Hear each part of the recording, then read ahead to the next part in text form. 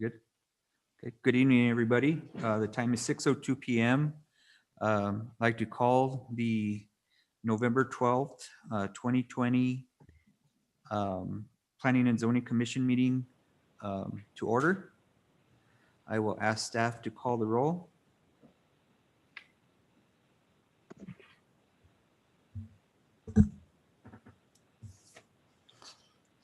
Commissioner Adán Casados. He's present. We got his mic off.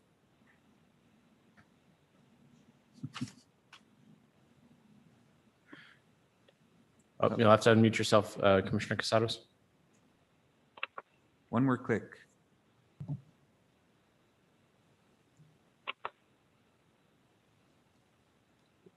We see him in the Zoom chat, so I'll come back. Commissioner Nisa Martinez. Present. Commissioner Earl Wright.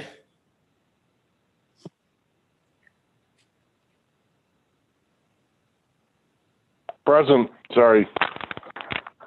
Commissioner Sadia Ahmed. Present.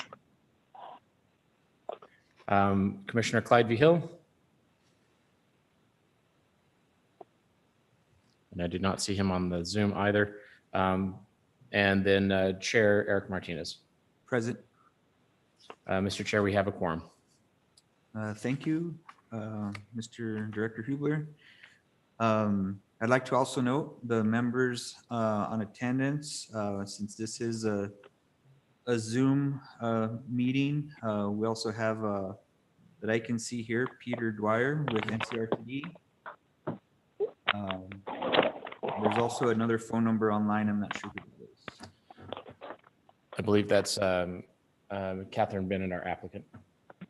Okay, and we have Catherine Bennett for the public hearing on the zoning map amendment, item number 5. All right, thank you. I'll go ahead and lead us in the Pledge of Allegiance.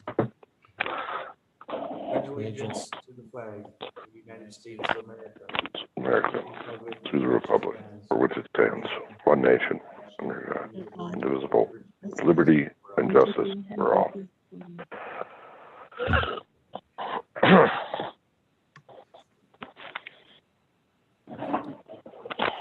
All right, we're on agenda item number 3, approval of the agenda.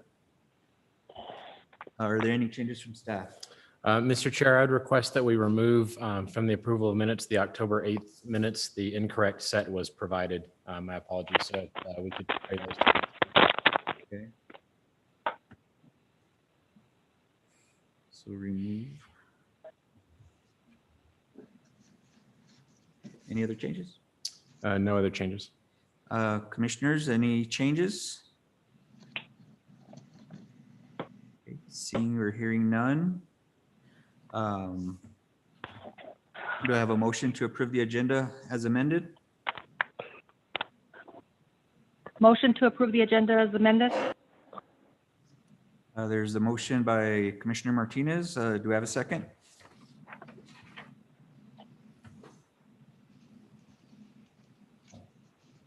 Commissioner Casado seconded. Okay. You have to turn on your mic, Commissioner Casalos. You can also try holding down the space bar. Just press and hold the space bar when you want to talk. Should also unmute you. Can you hear me now? We got Yes. you. Okay. All those in favor? We need a roll call. Go by roll call? Yeah. Yes. So this is for approval of the agenda as amended. Commissioner Adán Casados, In favor? Commissioner Nisa Martinez, In favor. Commissioner Earl Wright, In favor of the motion. Commissioner Sadia Ahmed, In favor? and Chair Eric Martinez. In favor. Motion passes. All right, thank you, everybody. Our next agenda item, item number 4, is public concerns, business from visitors. We have item NCRTD maintenance facility presentation by Anthony Mortellaro. I'm not sure if Anthony is on, but I know Mr. Dwyer's on.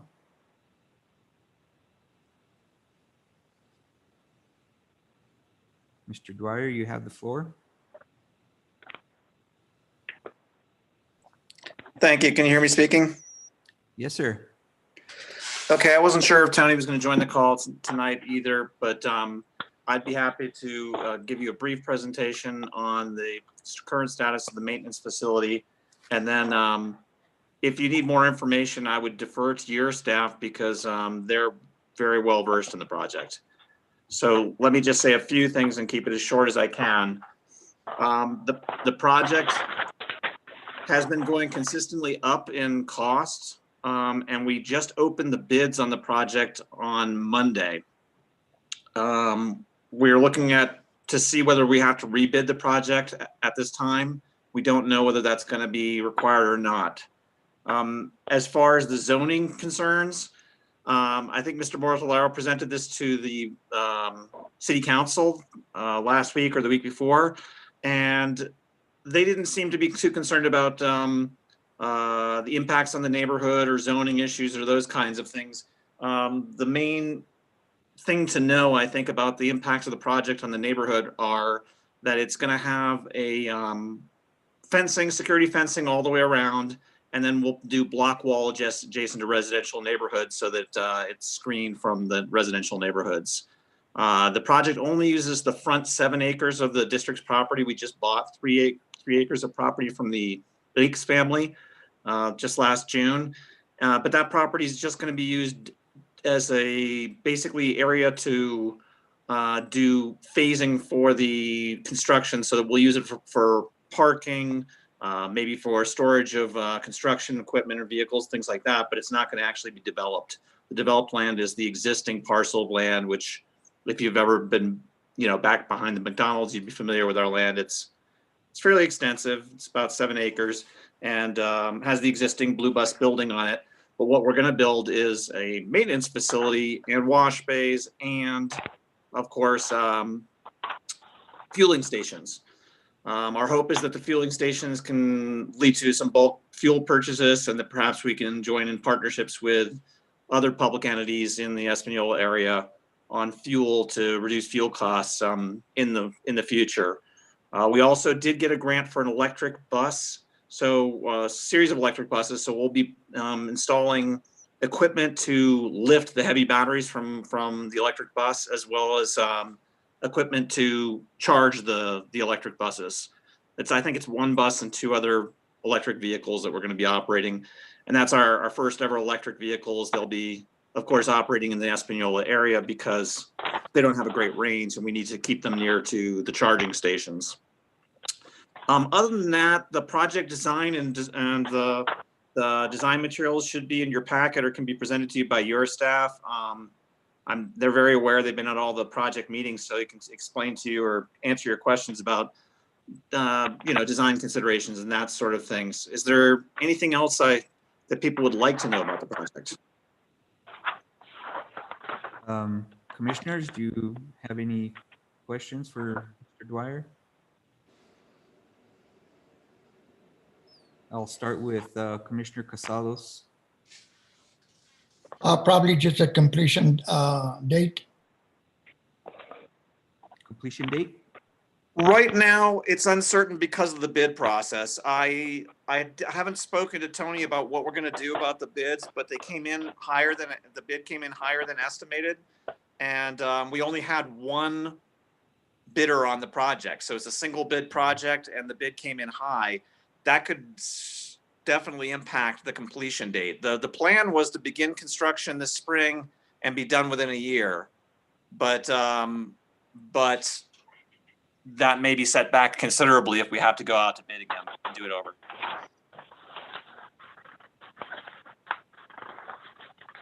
Thank you, Mr. Dwyer. Any others, Commissioner Casados? No, that's it. Okay. Commissioner Martinez? Thank you, Mr. Chair. Mr. Dwyer, I understand there's going to be 10 new employees averaging around $60,000 a year. I'm not sure what the average salaries are because it's a range of employees. Yes, there's going to be, I think, 8 to 10 new employees. We've grown consistently over the years, and some of them are going to be, they're going to be technical positions, maintaining vehicles, working on heavy vehicles. So they would require, technical skills that warrant decent salaries. So yeah, they're not low end jobs by any means. One of them is an administrative position that's a supervisory type position, and the other positions are primarily workers in the facility who will be maintaining our buses for us. And I also understand there will be 40 temporary positions. Will those be full-time or part-time? As for the temporary, I think that must be the positions that for the construction work. We don't have the plan to have the facility itself staffed by temporary employees. Our total, FTEs, full-time employee staff, are presently about 83, and after the project is done, it's going to be in the 90s. So it's adding positions, but we're not a huge organization. We're not even 100 people yet. So 8 is a significant increase for us. Excellent. Thank you for doing this project. Yeah, we hope it's good for the entire community. Well, we're very positive about it. We think it's going to be a real plus for Espanola because obviously the transit services will be an improvement. We'll be having a green footprint because we're going to be reducing emissions by using electrical buses. And obviously the jobs are always a good thing. Thank you, Mr. Dwyer. Sure. That's all, Mr. Chair. Thank you. Thank you, Commissioner Martinez. Commissioner Ahmed? You have any, Thank you, questions? Chair. Thank you so much, Chair. I just have a quick question. So this is, I'm coming for the first time today. So is this an extension or a brand new building? Because are you operating on a facilities right now, or you're building this for the first time? It's a brand new building next to our existing building. Our existing building is an office building that has like a light maintenance bay in it. But the only thing you can do in there is just pull like pickup trucks in and do work on them. You can't do much of anything in there. It doesn't have a lift. It doesn't have any of the equipment that this new facility will have. The new facility will be basically parallel to the newly built car wash that was just put in next door. It's behind Del Tacos and Denny's. So we're going to have a bus wash next to their car wash. And it will be, it'll be an all new building with maintenance bays, lifts, fueling stations, and wash bays. So I guess the main purpose is because you're introducing electric vehicle. Am I correct? Well, it's partly that, but it's really the main purpose is just to be able to do our own maintenance. At present, maintenance is a very challenging thing when you have a district as big as ours. We have a 10,000 square mile area of service, which includes everywhere from Farmingham to Edgewood to Chama to Farmington, Yes. all these different communities that are very outlying. And so maintenance on vehicles can be expensive because a lot of times they have to be towed with a heavy tow truck to either Santa Fe or Albuquerque for repairs. So we're hoping to mitigate that and do a lot of the repairs ourselves, do the preventive maintenance ourselves, and be able to have a centralized location in northern New Mexico and not have to take everything down to Albuquerque. Okay. I guess it will increase overall efficiency as well, for sure. It will. Certainly the electrical vehicles will. The efficiency of the system will be better just because we won't be having to drag vehicles as far to do the maintenance. But it should be a green project. There are green elements in the design of the building as well. And in general, it's trying to, we've been looking at alternative fuels and trying to be more green, but it's challenging in rural northern New Mexico because the alternative fuels are oftentimes only available in big urbanized areas. Like there's compressed natural gas in Santa Fe that Santa Fe Trails uses, but that would only be helpful for vehicles operating directly in the Santa Fe area. So we're doing what we can incrementally to try to become more green, but for the time being, we still are going to have primarily a diesel fueled fleet that operating in the rural areas of northern New Mexico. Okay. Thank you so much. That will be all. Sure. Thank you, Commissioner Ahmed. And I probably should have introduced you on the front end of the meeting, but we'll get a chance to learn a little bit more about you under matters from the commission, Commissioner Ahmed. So be prepared. We'll be asking you to introduce yourself then, okay? Thank you. Thank you. Commissioner Wright, do you have any questions for Mr. Dwyer? Mr. Chair, my question is more for staff. Okay. Is the North Central Regional Transportation Division, are they exempt from the city code? So we had a discussion around this with our land use attorney and with the NCRTD and reviewed a number of other recent projects like those from the other agencies within the state. The NCRTD is a district recognized by the state, and they actually exceed the authority of the city of Espanola. And so the determination or the recommendation, I should say, by our attorney and kind of the determination by the city was that we would partner with them to develop the project in a way that benefited the city. So I've been attending those their periodic design meetings to provide the kind of consistent input, the reference earlier to the block wall. And then, we requested that they come and provide updates to both this body and the city council as well. Aside from us, they are subject to quite a bit of procedures through both the DOT as well as the FTA, the Federal Transit Administration, most of which either meet or far exceed our requirements. So, I provided a voice for our kind of local concerns, which, we felt were included, but the determination was made that they would not need to go through the full commercial site plan approval process. So the city attorney's position is they're exempt from the city of Espanola Development Code. In short, correct.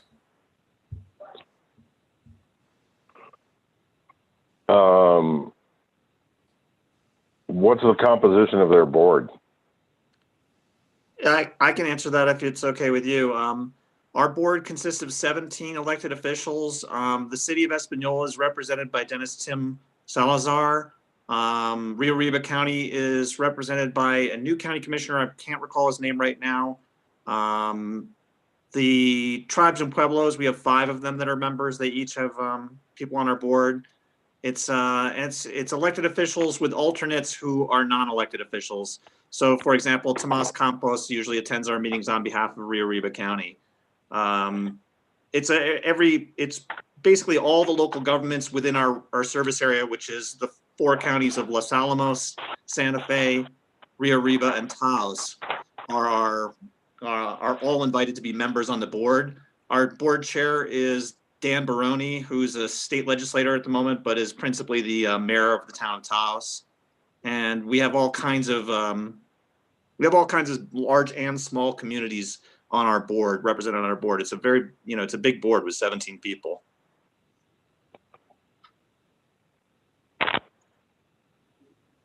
So, Mr. Dreyer, I know you're an attorney, but so given that, if there are deficiencies, for instance, in your grading and drainage, who is the liable party for this major construction project?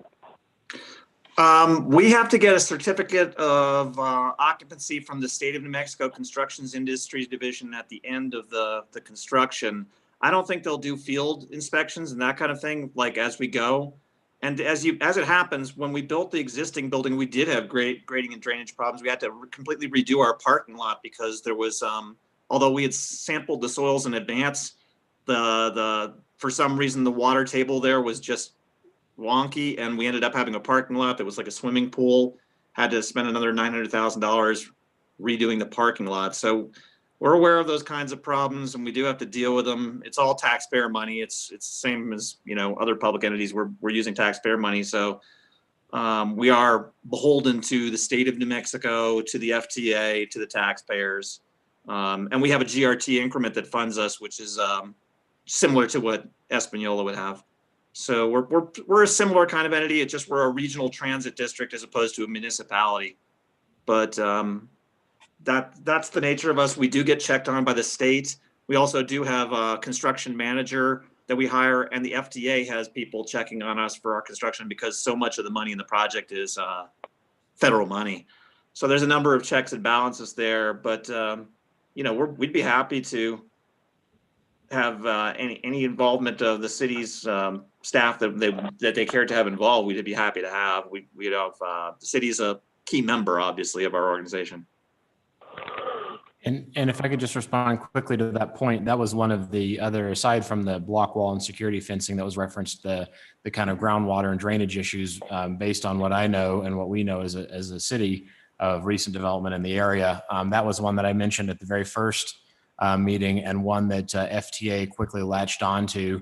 And so in addition to kind of the drainage concerns we might have about retention, and they understand and they are designing to 100% on-site retention, there's also a number of federal regulations regarding Clean Water Act that the FTA is kind of holding them to as well. So again, is my impression, having participated in that all of the city's concerns were represented in every single case of things that I raised, with the exception of the block wall was already a concern that another body was also looking at.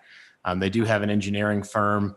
I think it's actually on, you can just barely see it off the side of this, but this whole process has been led by Hewitt Zollers for the design and engineering. So they've got, this is a truncated site plan that's submitted here, but the full set of drawings that have been working through the design process on the NCRTD end, runs 50 pages or so of engineered and architect stamped and sealed work. So. And I was going to make that observation. It looks like licensed design professionals prepared the plans also. So that's something.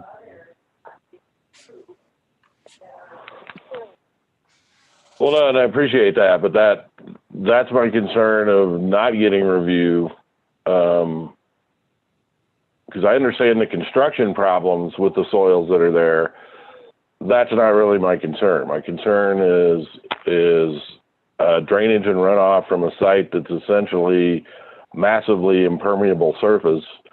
And if there's 100% retention on site, that's great, but we're not doing this as a quasi-judicial hearing, so therefore none of this testimony is under oath. And the bottom line is I'm one of the taxpayers that has to foot the bill for this if there's problems, as are the rest of us. I'm also concerned about the landscaping plan. In the presentation, I don't see any landscaping plan or grading and drainage plan, which is a little disappointing. I understand that you are a governmental entity and exempt. However, this is a development on a major thoroughfare through the city that will have a major impact on city, and it abuts residential property. So these concerns that I'm voicing are why we have commercial development site plan reviews. And I recognize the chair that these are engineering stamped. However, we have no idea what those engineering specifications and guidelines were. And again, if the engineer is actually going to be personally liable for this, or if there are future liabilities with this, if again falls to the taxpayers of the 17 entities that that the North Central Transit District is composed of. Those are my concerns. Thank you, Commissioner. So I had similar concerns and questions whether a commercial site plan review was going to be conducted, and it doesn't look like it is. And I guess kind of my follow-up question to that is, was there any kind of outreach to the neighboring property owners about the project, Mr. Dwyer? Sorry, I'm having to flip around on my phone, but there's been some outreach, but nothing like a formal neighborhood notification with letters going out or anything like that. There was, we're doing a formal process like that in Taos right now for a similar maintenance facility through the NEPA process. Again, we follow federal law frequently because of the federal funding. So but we didn't do like a formal neighborhood meeting. We could do something like that they're a little bit challenging right now. The one we're doing in Taos, we're finding we have to do it online as a video event, and there's not a lot of interest or participation. But we're certainly willing to try those kinds of things. It's just challenging in these COVID days to really get people to participate in. It wouldn't be, it'd be like an open forum where neighbors could discuss their concerns or their issues, and we could try to do something, but it's hard to do those right now. And I think that was, I'm sorry, to Commissioner Wright's point, was that's what we do as a commission, is allow that public input and that public awareness, through mail outs, and allow them to participate in the hearings when we have, commercial site plan review hearings. And that gives the public and neighboring property owners the opportunity to speak of any concerns. So I think that may be to Commissioner Wright's point. And so, yeah, typically the noise, the traffic, lighting, buffering, drainage are all concerns that could potentially impact neighboring properties. With the limited plan set that we're looking at, it looks, appearance wise, that those things are being mitigated. You mentioned a block wall adjacent to residential properties. And it does sound like there's been some due diligence with detention ponds and drainage, given the high water table in that area. And, every time I pass by Denny's and see that retention pond full and it never drains because the water table's high, even though we had assurances from the engineer that we had good, percolation for that purpose. So I would just kind of keep an eye on that, just as a matter of advice, because if it stays over, or partially full, it's not going to have the capacity under a serious storm, given the size of the facility and all the impervious surface that you have there. So something to keep an eye on. And I guess my next question is kind of just if for Director Hubler about, just doing a review for code compliance, setbacks and lighting and things of that sort, if the city performed that as part of the review.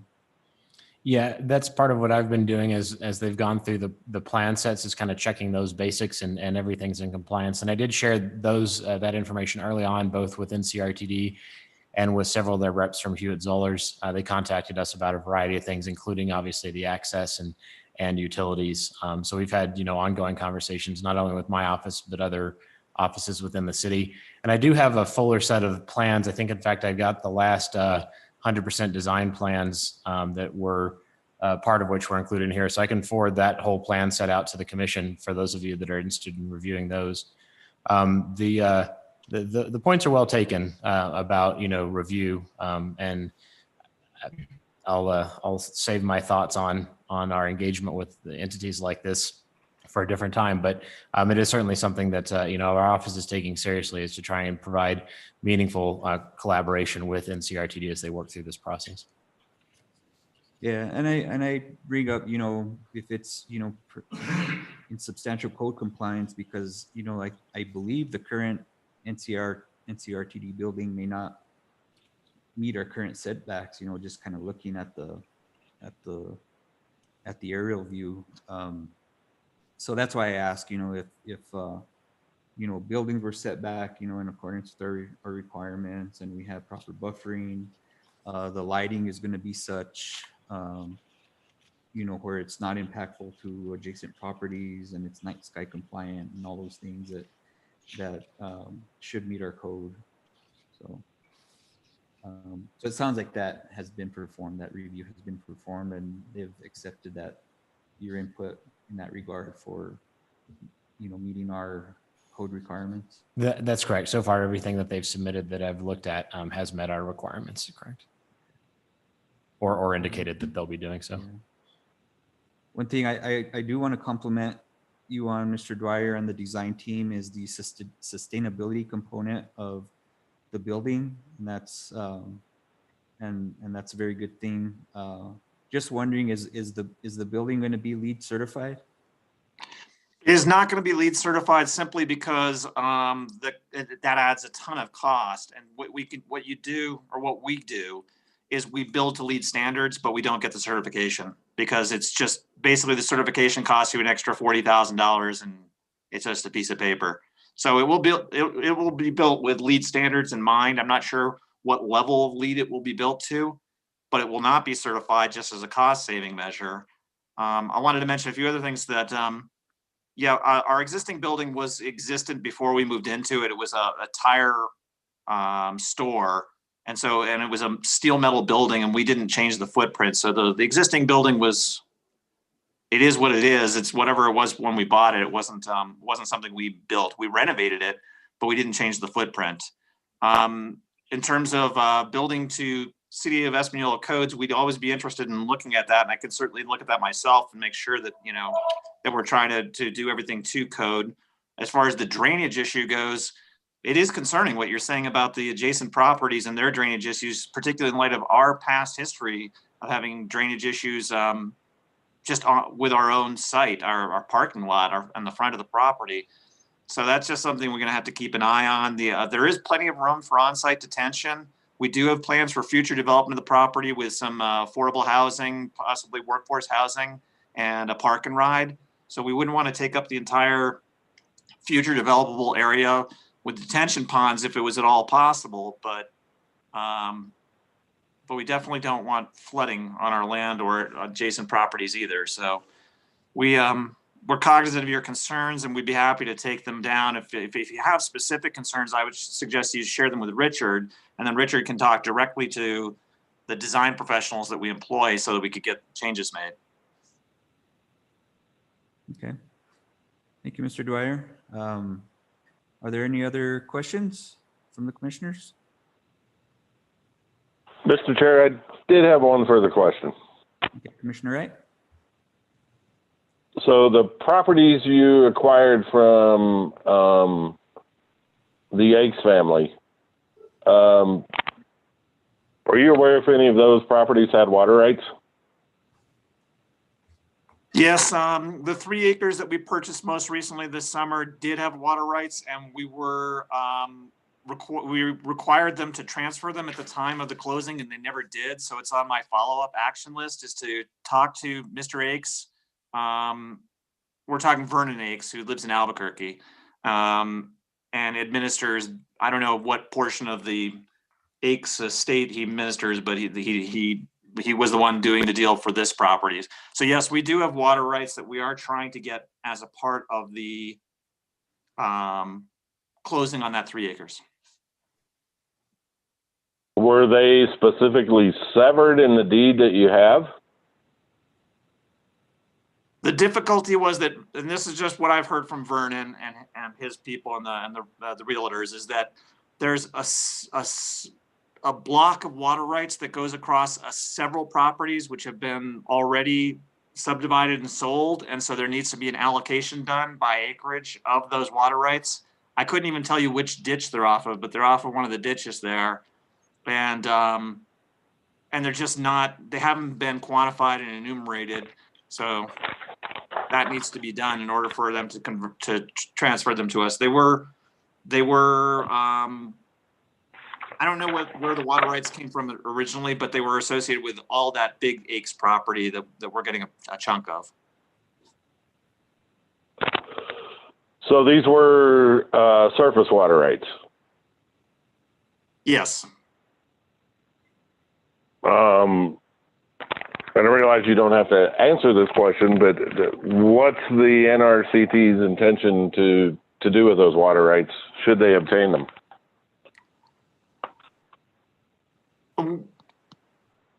We don't have any specific intention at the present. It's just something that was of value, and so we asked for it at the time of the closing just because it was valuable. But like I said earlier, our hope is to do some affordable housing in the form of workforce housing on the undeveloped portions of our property. We think that would help with job retention and would help with the affordable housing issue in Espanola. And if we did that, I imagine, at that point in time, there would be, we would have water rights associated with the development of the housing project. Understood. And I asked this question because there's a pending application before the city to address situations like this. But there was no intention to use those surface water rights to support landscaping and buffering on this project, correct? No, we As would be, is. we do have landscaping and we should have a landscaping plan. If it's not there in front of you, we can get it for you, because if you come by our property, you'll see we do landscape our property and we do maintain landscaping with water. So it is like our bushes and trees out front are all alive and well, and they're well maintained. And I'm sure we'll do more of that as we develop the rest of the property. But we use municipal water. We use water from the city's water system, and that is certainly the plan for this project, as well as to use not groundwater, but to use municipal water. Yeah, understood. And again, this application, and as part of our comprehensive plan, is to do everything we can to preserve the acequia networks within the city of Espanola and the Rio Grande, both the Rio Grande and Santa Cruz valleys. And that's one of the problems when these water rights disappear out of use. It has a negative impact in the long-term viability of a centuries-old tradition here in this community. So that, I just wanted to put that out there and put that on the record this evening. So thank you, Mr. Dreyer, appreciate it. And again, I echo the chairman's kudos for doing the sustainable and the energy efficient designs that you're doing. Really appreciate that. So yeah, I've been a little persnickety, but I wanted to make sure, this looks like a good project. But I was always hoping for a little more. So thank you. That's it for me, Mr. Chair. All right, thank you, Commissioner Wright. And thank you, Mr. Dwyer. Appreciate you being here and answering questions and being,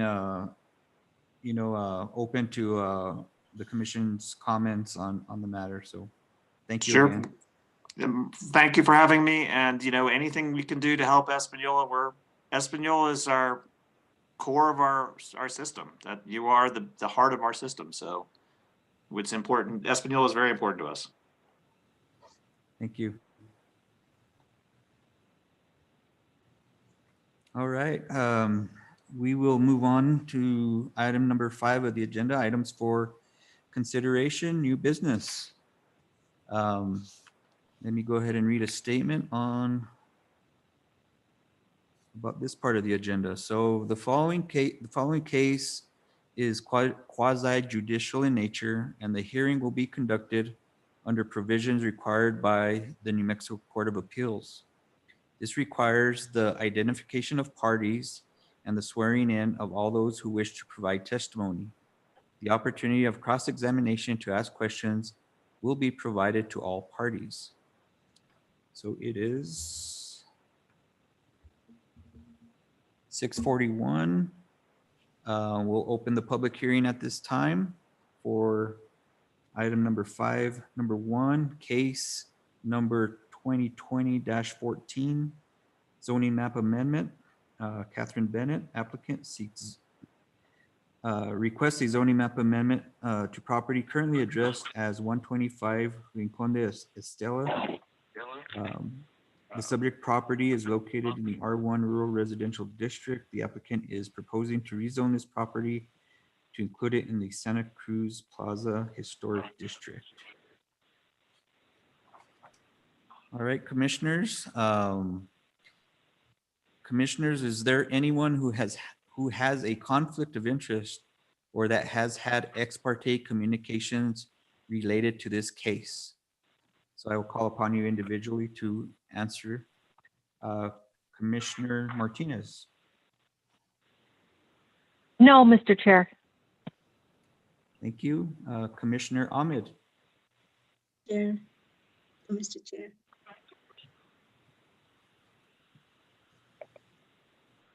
Commissioner Ahmed, Yes. do you have any conflict of interest or have No, have you had no. any ex parte communication related to No, this case? No, Thank you. Commissioner Casalos. Mr. Chair, no, I don't. Commissioner Wright. Mr. Chairman, no ex parte communication or conflict of interest related to this case. Thank you, Commissioner. And for me, the answer is no and no.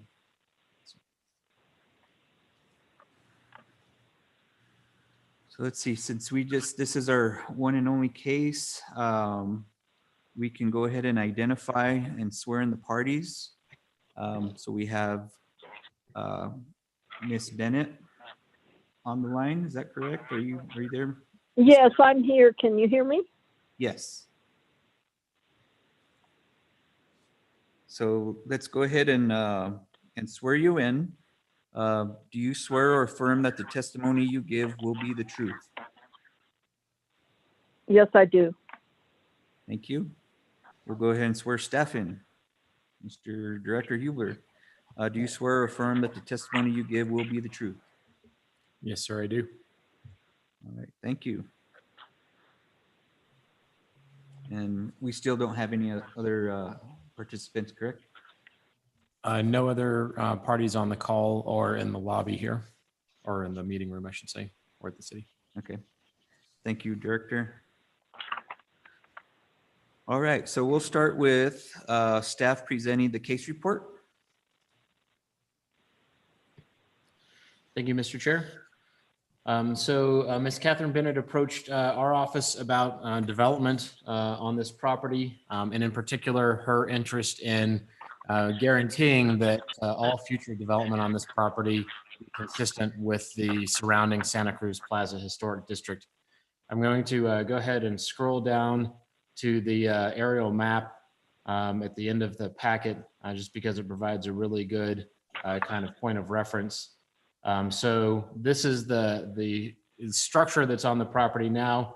Standing on the porch of that structure, you can see it looks over a currently vacant lot over the plaza. It's a little bit elevated, and then right to the church. So although this property is technically on the outside of the Santa Cruz Plaza Historic District boundary, it and its neighbors honestly as well, but particularly this one are absolutely part of that plaza environs. So staff was fully in support of modifying the boundary of the Santa Cruz Plaza Historic District to include this property. That will require that all future development come back through this body for historic district review. It does also allow for kind of a case-by-case analysis of any future, proposed development that happens there. The Santa Cruz Plaza Historic District, as you're probably aware from past cases, including some where Ms. Bennett's been before us, has a lot of site-specific and kind of neighborhood fabric considerations. There's not particular requirements for off-street parking or setbacks or lot sizes. Instead, the overarching goal is to make sure that the development that happens, promotes and is harmonious with that feel of the plaza, the historic plaza there. So we certainly feel that this request is in keeping with that. As far as the requirements for the rezoning, this did go through the DRT review process. There is adequate facilities to be able to support both the existing home as it gets its refurbishment completed, as well as potential future development. Scroll back up to the report here and just kind of run through the key points. We do believe that it conforms to the comprehensive plan. There's no negative impact by including this in the Plaza District.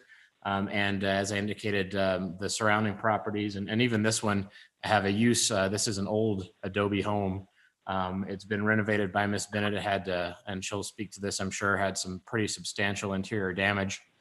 which she had a building restoration crew help with. So the rezone is certainly not going to change that. It would allow that the further development of the property happen consistent with the surrounding neighborhood. And so that seems consistent with the what's allowed in the district. It won't increase the intensity of use necessarily, although, once it's included in the district, there's the potential that it could be split and have additional development happen on it. That may or may not go towards the vision expressed in our comprehensive plan, and particularly in our development code for this district, to have a continuous kind of wall of buildings surrounding the plaza. Right now, obviously, there's gaps. This is one of them. We don't feel, like I said, it would have any negative impact on the immediate vicinity. And when the current zoning district was established, and then when this property was annexed into the city limits, it was not included in that district, and instead, Rincon de Estela was the boundary. It's a nice, clear boundary. Properties on one side are in the district, properties on the other side are not. But we feel that it's reasonable to extend that boundary to include the entirety of this property, and hopefully in the future, maybe other properties on the other side of Rincon de Estela as well, most of which are older historic properties also. It does not meet the definition of spot zoning in our interpretation, and like I said, does support the comprehensive plan because it kind of addresses that mismatch between the actual zone districts and the existing uses. We do feel that it directly impacts the fabric of the neighborhood, and that its inclusion in the zone district will shape future development and allow this commission to better support that traditional character of that area. So we do recommend approval of this case, or we recommend that this body recommend approval rather to the city council, because that's going to be the next step. That completes my report, and I'm happy to answer any questions. All right, thank you, Director. I'll go ahead and lead off with a couple quick questions. It looks like the northern portion of the property is just outside of city limits. Is that correct? I don't think that's correct. We have three versions of that city limits and county limits boundary in this vicinity, and some other historic documents, some of which even tend to suggest that this may have never been part of Santa Fe County. It is absolutely, at this point in time, considered in Santa Fe County, but I believe there's just a slight error in the particular boundary that was shown on the map here as far as that city limit boundary. Okay. And obviously there's nobody here or anyone else online, but did you receive any feedback from the neighboring property owners on this case? We did not. We noticed this one. We actually mailed the letters ourselves. All but two were delivered and accepted. And we did not receive any calls or questions for clarification on this. Okay. The reason I ask is because the historic district does allow some other uses than R1 that could be more intense than an R1. So that's why I ask. And of course it would be up to the commissioner's review and approval on anything that were to be developed there. So that's another point. I'll go ahead and ask other commissioners. Commissioner Wright, do you have any questions for staff?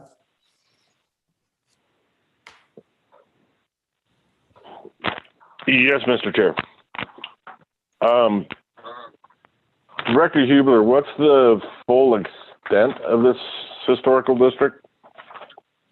As far as total overall area? Yeah, if you could zoom Yes. in on the map a little bit, I don't know if you can do that. Give me a second. I can pull up our zoning map, because this one, I think.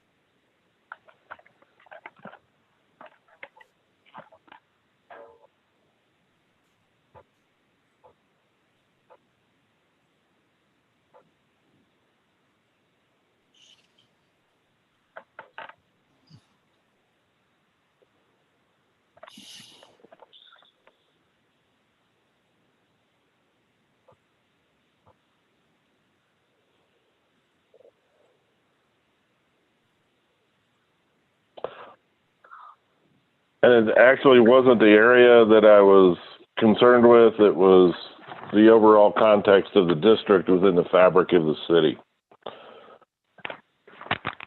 Okay, so to answer the first question, I guess, which was not asked, it's about 13 acres. It is, as we pan out here, you can kind of see it's this blue, right on the edge of where we hit the unincorporated portion of Santa Fe County.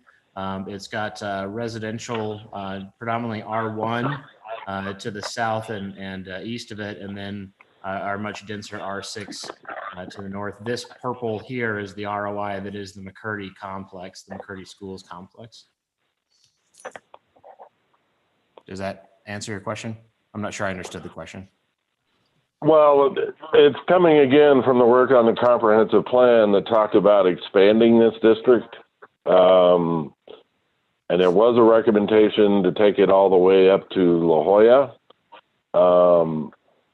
The Planning Commission at the time didn't want to extend it that far because largely, especially taking it that far, it was,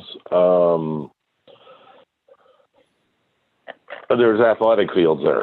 So it really wasn't historical context. The McCurdy School itself was, and also the area that your pointer is conveniently laying on right now, was an area that prior commissions had talked about expanding this district.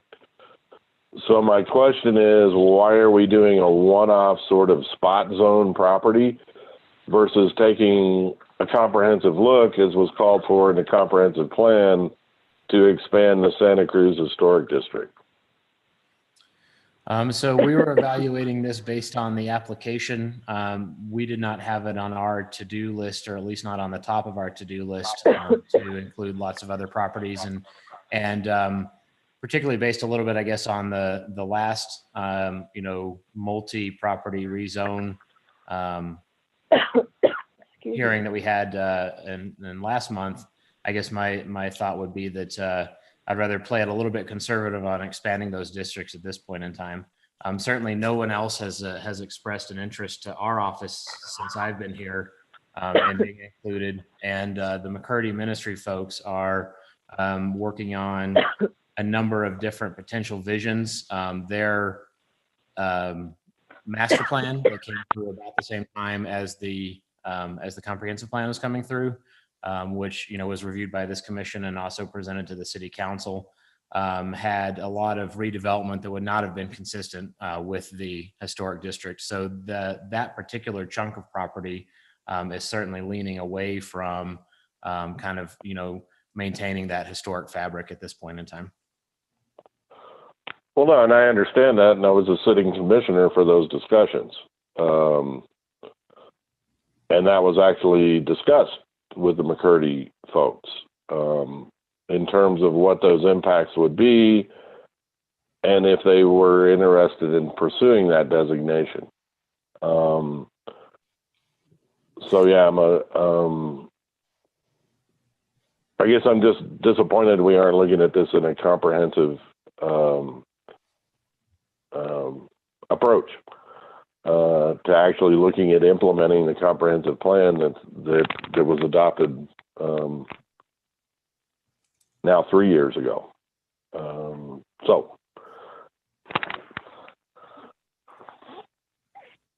And yeah, I'll save my other questions for the applicant, but I'm just curious what the benefit is to this property.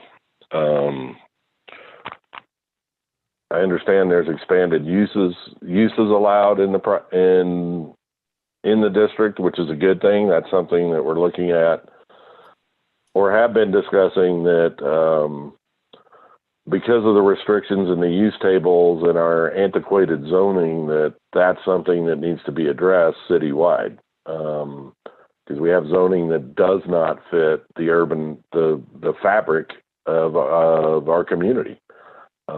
So I hope we can continue to work on this. I'm in favor of expanding the district, but I'm curious, do you know the date of construction of this building? I do not. Catherine might. Okay, I'll save that for the applicant. Thank you, Director. Thank you, Commissioner. I know that building has been there at least the 48 years I've been alive, because I live just north of the property, so I'm very familiar with this area. I would suspect it's probably at least twice that, if not 3 times that in age, just based on the construction and Yeah. what I've seen. Yeah. And so I guess as a follow-up question to Commissioner Wright, in regards to, a more comprehensive look at the district, and I guess it doesn't mean we can't do that later.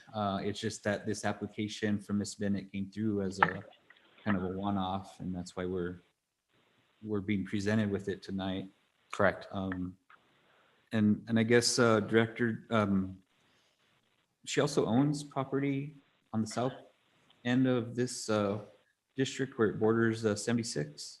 That is correct. So the applicant currently owns this property here, this property here, this property here, the 113, and then the property we're talking about is the big L kind of behind it. So she owns several properties in the district, and then another one up here off of Calle Hermanos Dominicanas, this one here. So several properties in the district, nearly all of which are historic or are in the process of, undergoing historic renovations. Okay. I guess that question, I'll hold another question for Ms. Bennett on her interest about requesting the other properties to be in the district, and if that was discussed with her. All of her others were, except the house that she lives in. Yeah, and you can ask her that question. Okay. All right. Commissioner Casalos, any questions for staff? No, not at this time, Mr. Chair. Thank you, Commissioner. Commissioner Martinez? Thank you, Mr. Chair. Yes, I do have a question for staff. I understand the applicant has this piece of property, which is 0.77 acres. I also understand that she is renovating the existing historic adobe home. I also understand that she has plans to further develop this property. And has the applicant shared those plans with staff? So I'll let her speak more fully to her plans, but my understanding is that she does have an interest in perhaps putting another house, either parceling off a piece of the lot to create a lot for someone to build a house there. And I think, as I understand it, at least that is part of the motivation for making sure that is included in this district, so that anything that happens outside of her control on that property would be subject to the district rules, in addition to any restrictions she might place on the sale. Thank you, Director Hubler. And to follow up on that, just to reiterate that if we do decide to rezone this piece of property, the Santa Cruz Plaza Historic District has no minimums for lot size or setbacks. That is correct. So just a reminder and to reiterate that if we do decide to change the zoning, there are no minimums for lot size or setback for any future development. So that's all I have. Thank you, Mr. Chair. Thank you, Commissioner Martinez. And to that point, and this was something that I started looking into with our development code, but did not complete. I'm not entirely certain that, so administrative actions by our office regarding lot splits typically allow a single lot split to not be required to come to this body. It still has to meet, a number of requirements. But it may be, and this is what I was starting to look up and just got sidetracked on this week, actually. It may be that a lot split in this district requires that it come to this body for the review and approval. So that may give this body, and I can't, confirm that one way or the other. Certainly that'd be my intention to bring that back to this body for approval of a lot split. Thank you, Director. You read my mind. That was going to be my next follow-up question, is if a lot split would be required to come to the commission for review. All right. Commissioner Ahmed, do you have any questions for staff? I don't have any questions. I just wanted to add to Commissioner Wright. Oh, we're not, I can't hear. we can't hear you, Commissioner. Okay. Can you hear me now? Can you hear me? No, There, that's much there, better. that's better. Okay, I have to get really close to the screen. Okay. Thank you, Chair Martinez. I don't have any separate questions, but I would just like to add to what Commissioner Wright was saying. I think it will be good to have a comprehensive look about the expansion of historic district, because after all, that's the heart of Espanola. So that's just my point. So that'll be all. Thank you. All right, thank you, Commissioner. All right, I think I got all the commissioners, I believe. Let's check. Okay, now it's time, Miss Bennett, do you have any questions for staff on their presentation? Well, I was interested that someone asked if it was in the city limits. I couldn't see who asked that because I can't see. I'm just getting audio. Yeah, well, And that's very interesting to me, as to whether we're in the city limits or not. And then my early deed on this particular property shows it in Rio Arriba County, and then it becomes Santa Fe County somewhere along the line. So to the comment about the city limits, and Catherine, the question is that the city limit line draws kind of a straight line across from the corner of where Rincon de Estela hits El Llano, basically mostly due east and west, or due east from there. Because of your property has that little jog to the north by the kind of the road alley there, it looks like, when we look at it on the map, it looks like that little piece north of the house, that weird little jog, is maybe outside the city limits. But as I indicated before, I don't think that's actually correct. Okay. It's very interesting. all right. Do you have any- I'm sorry, go ahead. Go ahead. Do you have any more questions for staff? I was wondering when that McCurdy discussion was that 3 years ago? Yes, ma'am, that's correct. That was 2016, 2017. Oh, okay. And my understanding is that there's one house kind of across from there. I think it recently sold. That was a stagecoach stop that I would consider historic. I don't know I haven't talked to the people or anything about it, but I looked at it at one point years ago. Okay. Any other questions for staff, Ms. Bennett? I'm looking. Yes. So it's 13 acres is in the Santa Cruz Historic District. Is that what was being said? Yeah, currently there's just over 13 acres that are part of that makes up that district. Wow. Does it go down to Andreas Martinez's home there on I think that's Church Drive? I have a map of it someplace. I'll look at it. I'm sorry. I thought it would be maybe more than that, but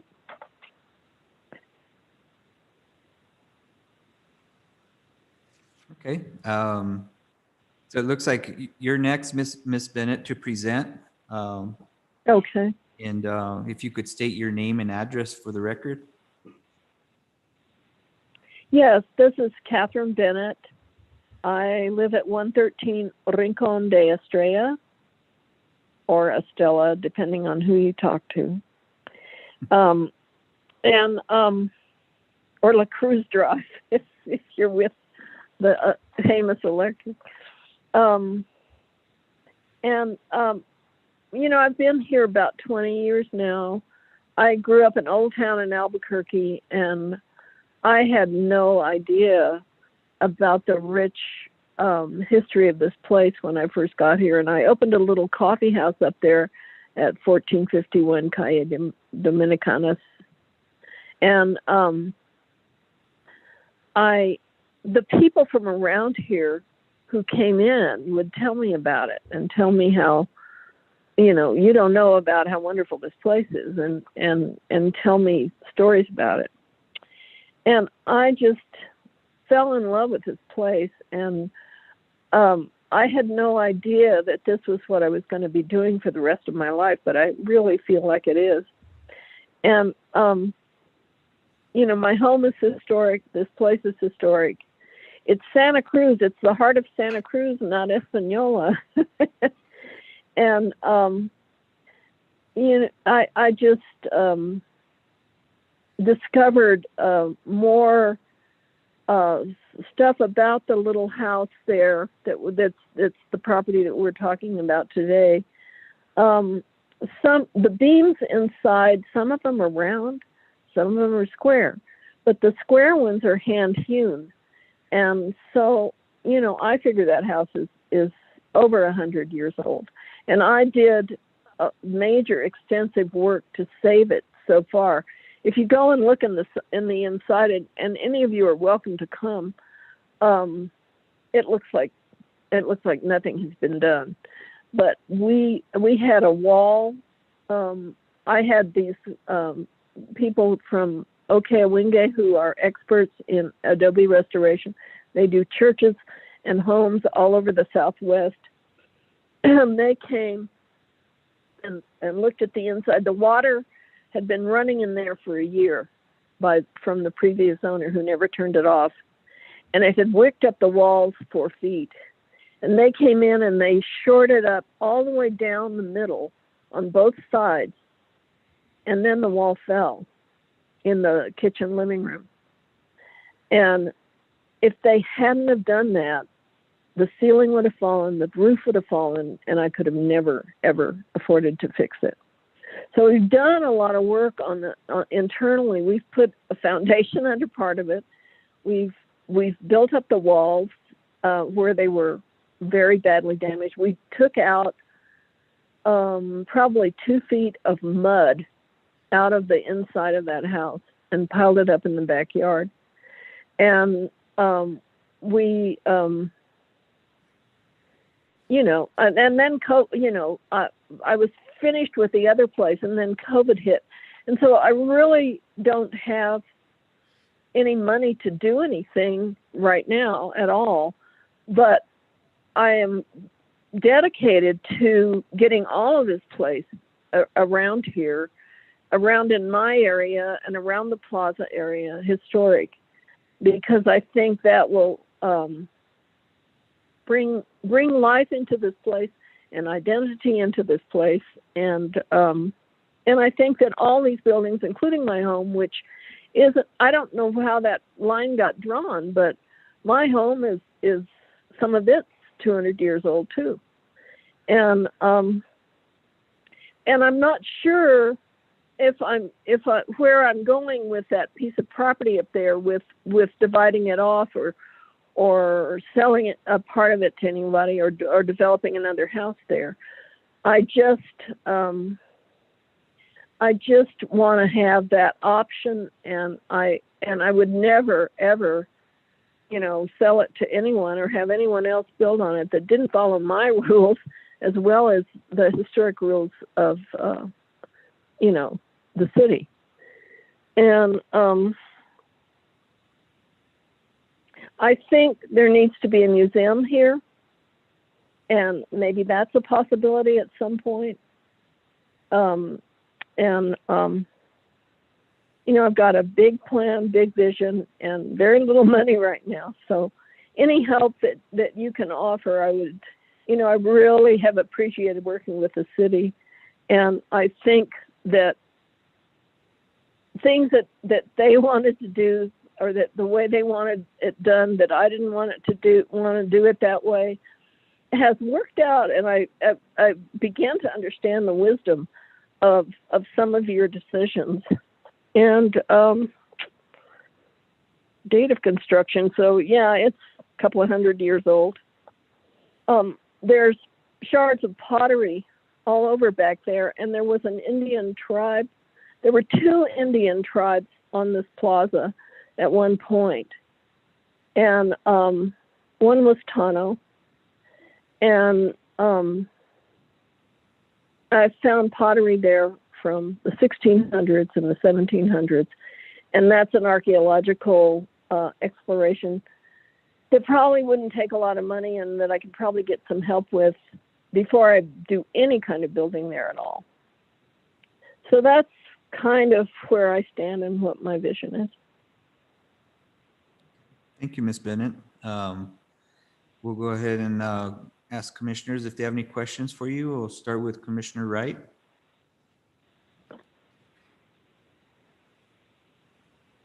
No, I think Ms. Bennett answered my questions in her testimony. Thank you. Thank you, Commissioner. Thank you. Commissioner Martinez, any questions? No, Mr. Chair, thank you. Thank you. Thank you. Commissioner Casados?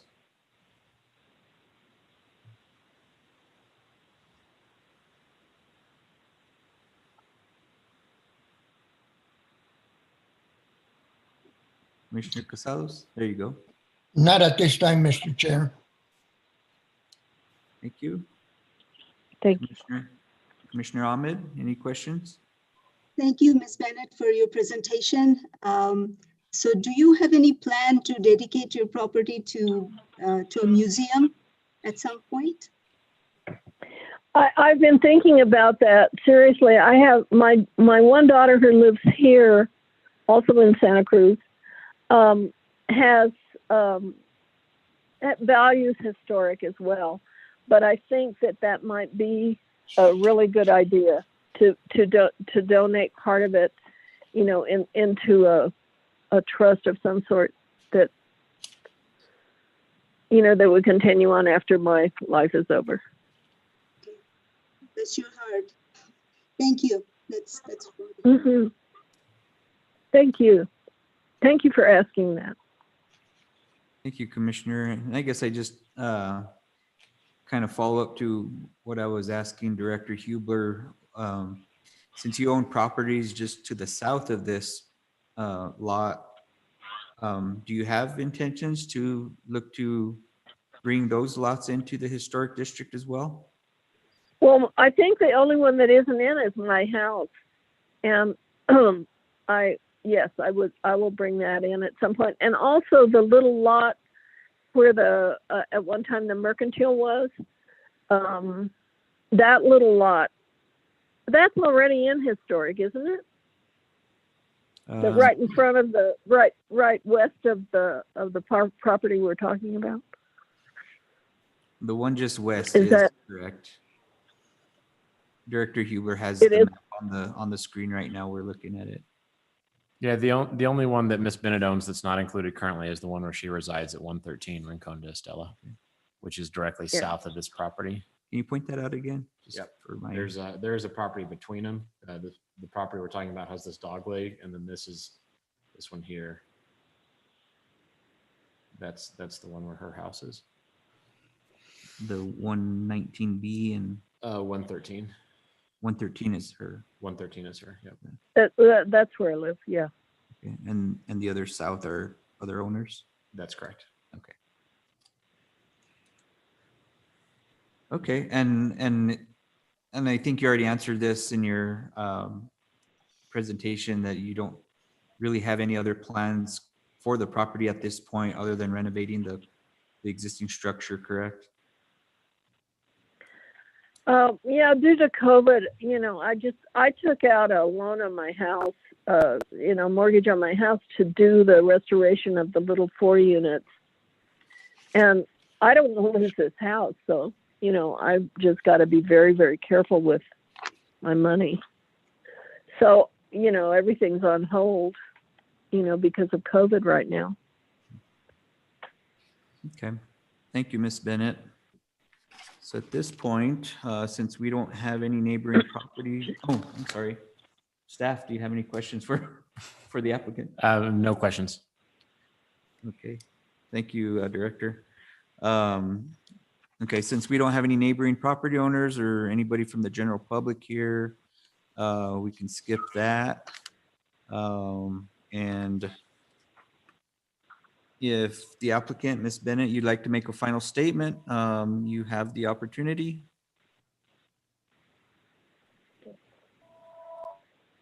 Well, if you have any, if anybody on the board has any suggestions as to help for historic or archaeological or anything, I would be great. That would be gratefully appreciated by me, and including maybe was that you, Mrs. Martinez, that said that about the donation or putting it in a.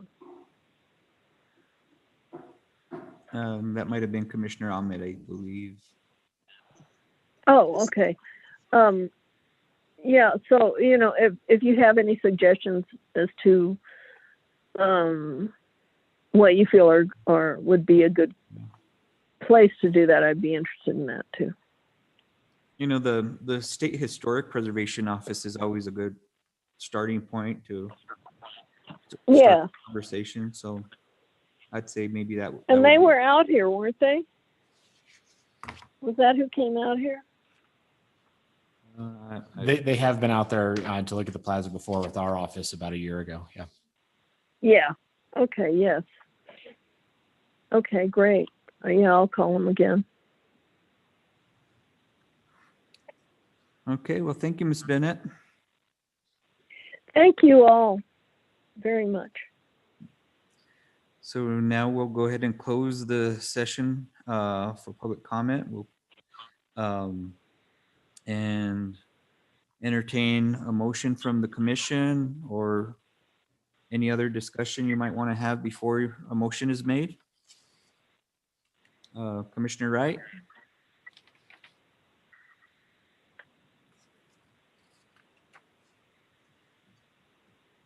Nothing from me at this point.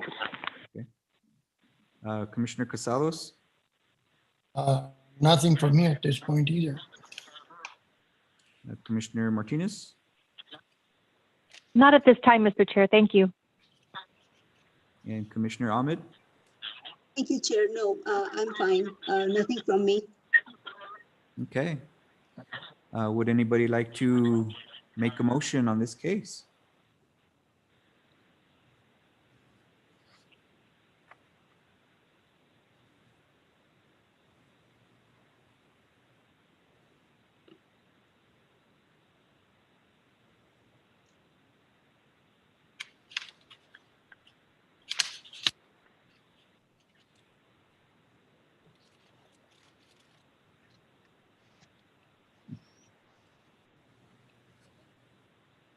Anyone want to give it a go? I'll motion. I don't know the formal sentence I'm supposed to say, so I'll just say I'll motion. Okay, you could say I move to approve, move to deny, and then you can read the case number and the title. Okay, I move to approve, and the case number is, I believe, 2020-14, and the title is rezoning. Do I need to read the whole thing or whole paragraph? You can. Okay, Catherine Bennett, applicant, requests a zoning map amendment to property currently addressed as 125 Rincon de Estela. The subject property is located in the R1 Rural Residential District. The applicant is proposing to rezone this property to include it in the Santa Cruz Plaza Historic District. So I move to approve. Again, case number 2020-14, rezoning. Thank you, Commissioner. Pretty good for your first time here. Do I have a second?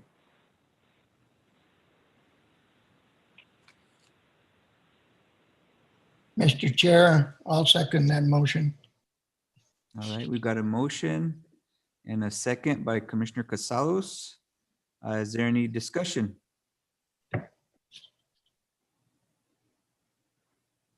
Yes, Mr. Chair. Commissioner Wright? Well, again, as per my questions, I'm concerned that we're not taking a more comprehensive look at this district and doing this sort of essentially a spot annexation or expansion of the district. And my intent was to actually lodge a protest vote. That's why I wouldn't motion or second, just for the record. However, I see no reason to do that. If I do that at this point, it will end up not getting approved. So I'm in favor of expansion of the district, but I think this is not the best job that the commission could do in recommending this. And again, based on previous actions and directions from the commissioners that this district needs to be looked at for greater expansion. If we go back and again, Richard had that up, we don't even have the old gymnasium in the district, which is a great building in and of itself. And also that neighborhood south of McCurdy, which was the recommendation from a previous commission, and looking at the comprehensive plan when this was done. I think one of our challenges in the city with this district is certainly much more intact than and has contributing structures, which unfortunately our Main Street district does not. In that entire stretch, I think we have a whopping 7 buildings that are actually contributing. And I think one of the challenges, and again, I appreciate the applicant for pointing this out, this is really the heart of Santa Cruz, which was the original historic community. And that's what we have. We have the Santo Nino area with at least 100-year-old chapel in it. We have the same thing in San Pedro. And I think it's a real challenge for the city to look at how we preserve this cultural heritage there, these wonderful old adobe buildings. And also one of the key things underlying all of this is the network of acequias, which have supported this community for centuries. And I think it's imperative that that the city actually address these issues in their zoning code. It's actually been done in the comprehensive plan, and I would hope we could follow through with that and actually translate that into our code. I realize it's a huge lift. And in these days, I understand staff has been doing an amazing job keeping up with everything they've had to do under these COVID restrictions, keeping our businesses open. So I really appreciate that. I do understand it's a heavy lift, but I think it's one the community deserves. So with that, that's my discussion on this item. I am in favor of expanding the district. I just wish we'd take a more comprehensive look at it. Thank you, Mr. Chair. Could I respond to that? We're in the middle of a motion and discussion, Ms. Bennett, so. Okay, but I would like to at some point. I'm sorry.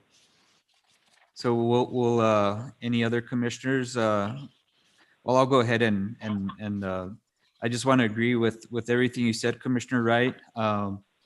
I think, you know, the district and our overall zoning needs a lot of work. It is a heavy lift. And I think, yeah, that's a major goal that we've been talking about for some time, and a task we do need to take on at some point. Yeah, this area in particular is near and dear to me because this is where I grew up, and there is tons of history in this area, and so I appreciate Ms. Bennett's consideration to that, and so I think this particular case doesn't preclude expansion of the district and looking at it in a more comprehensive way. So and that's why I'll support it. So, any other commissioners have any discussion or May I ask would like to say? something?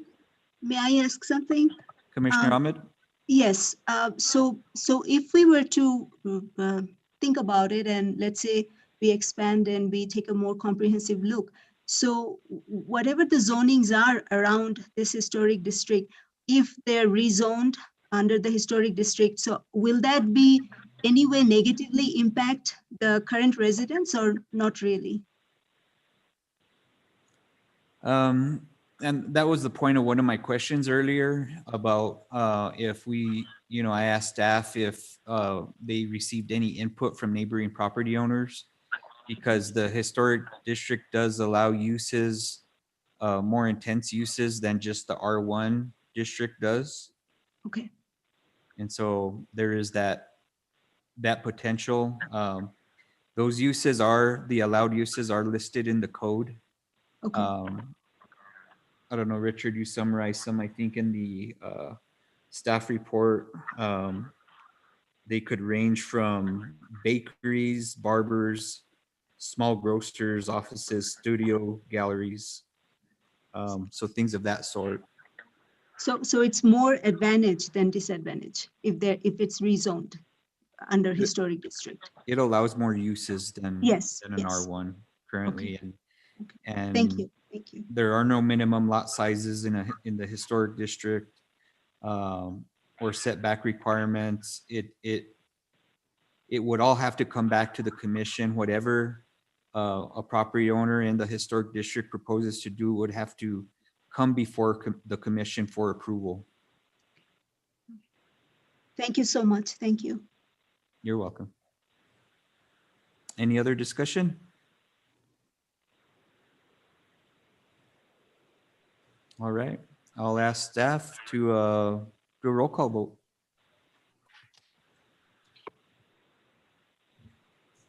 Thank you, Mr. Chair. We'll start with the makers of the motion. Commissioner Ahmed, Yes, yes.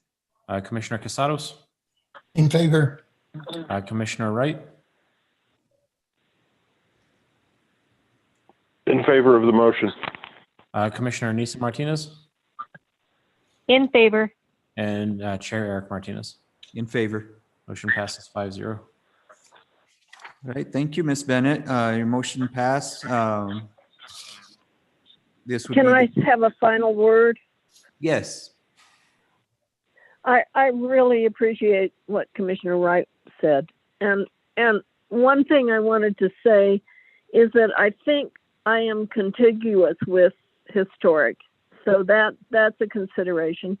And also, I think that around here, it's a checkerboard.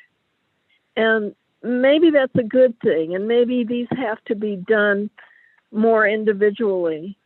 And I think what he said about the acequias is really important. I got my acequia open this year, and the people, the acequia, the mayordomos, and everybody who had either previous mayordomos were just so wonderful to see that opened up.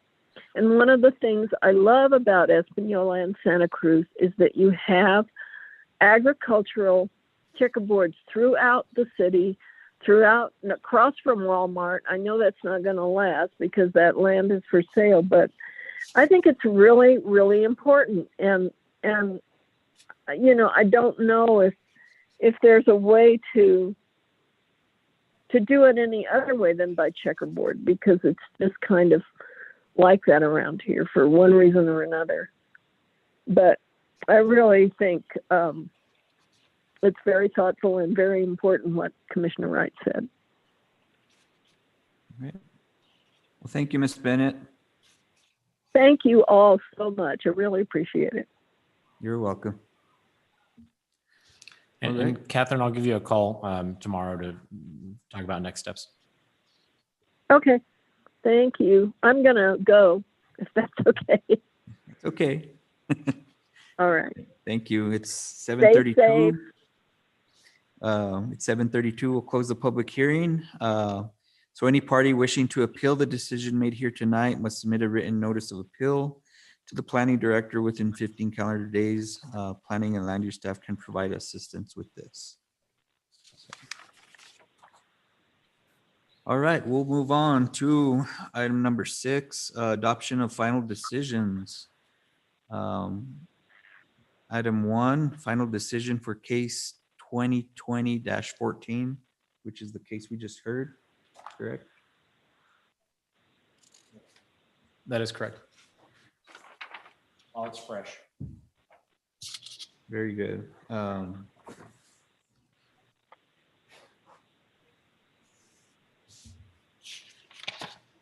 Would anyone like to make a motion on this final decision or have any changes to the final decision? I will entertain that.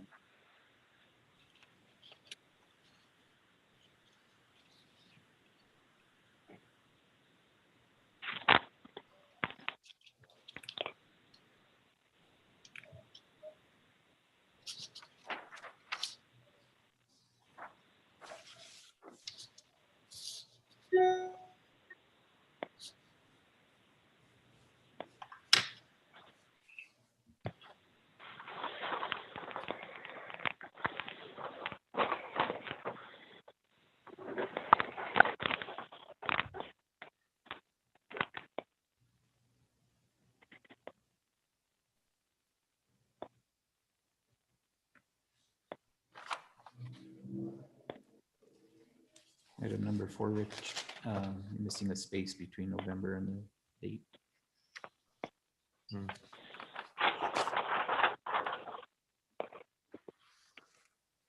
That's a Scrivener's error. Darn Scrivener.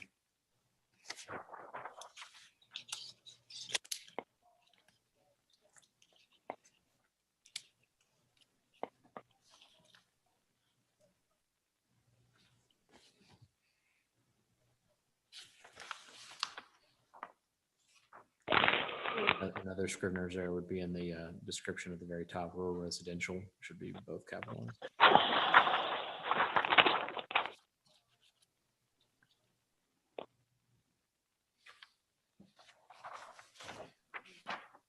Up here, Eric, at the very top. What error is that? I can't hear Director Hubler. Oh, we were talking about that darn Scrivener. There needs to be a space on item number 4 between the November and 12, and then up at Is that what I heard? yeah, up at the very top was rural residential district in the description above the horizontal line. The residential should be capitalized. The very top. Very, very top. Got that.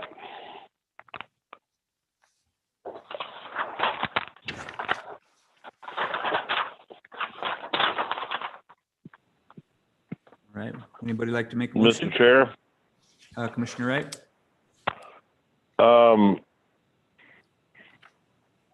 I do have a little concern with number 5.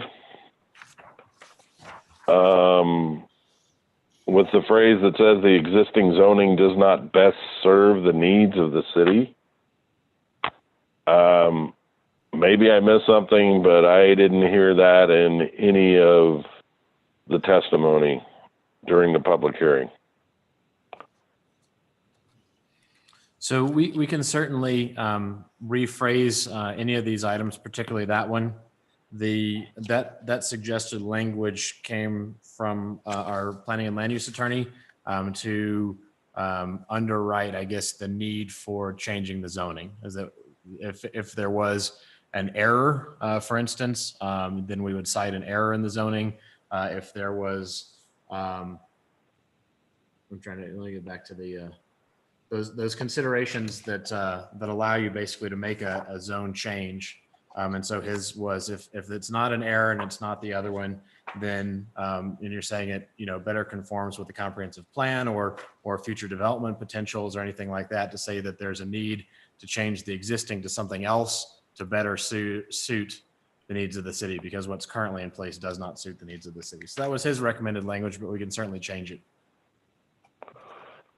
Well, and I understand that, but these are findings of fact, and that fact was not presented in evidence during the hearing by either the applicant or by staff. Commissioner Wright, so normally I don't go against the recommendations of the attorneys, but in this case, I would have no issue with deleting that portion.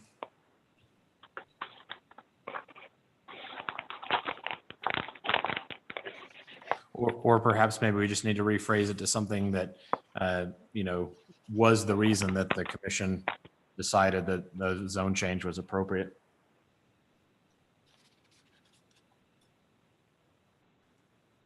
I think the statement that it's in conformance with the comprehensive plan is adequate, personally. But I'm not an attorney. But I do That's have fine. a problem approving findings that state a fact that is not part of our record. That's unethical.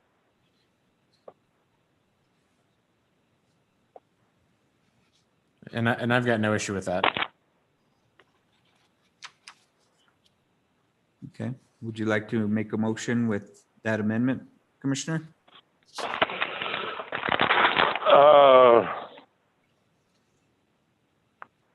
If there's no other concerns from the other commissioners, I would be happy to make a motion. Okay, I do not have any other concerns.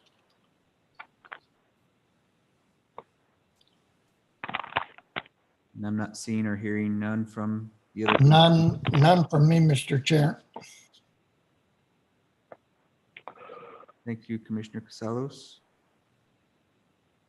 So, Mr. Chair, I will move to approve the final decision for case number 2020-14 with the following amendments.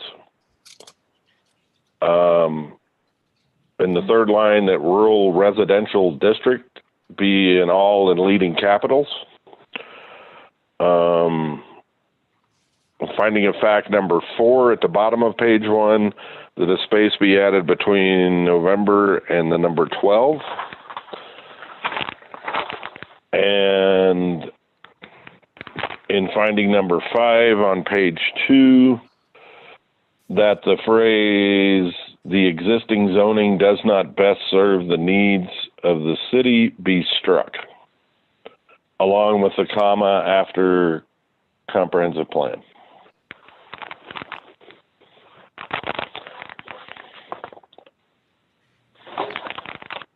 Thank you, Commissioner Wright. We have a motion to approve the final decision, recommending approval. Do we have a second? With amendments, I'm sorry. I'll second that, Mr. Chair. All right, we have a motion and a second by Commissioner Casalos. Any further discussion? Okay, thank you. Staff, roll call vote. We'll start with the makers of the motion. Commissioner Wright, In favor of the motion to approve the final decision. Commissioner Casados, In favor?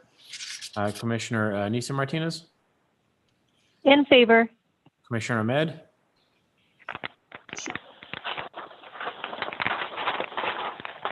Did you hear me? In favor of the motion? thank you, and Chair Wright. Martinez, I'm sorry, Chair Martinez. in favor. Motion passes 5-0. All right, thank you. Next one is final decision for case number 2020-01. This one is the No. commercial site plan for Pattern Properties. That needs to be corrected. It's a final plat approval for Pattern Properties. Okay, we have an amendment there. That's final plat approval instead of commercial site plan, as Director Hubler indicated.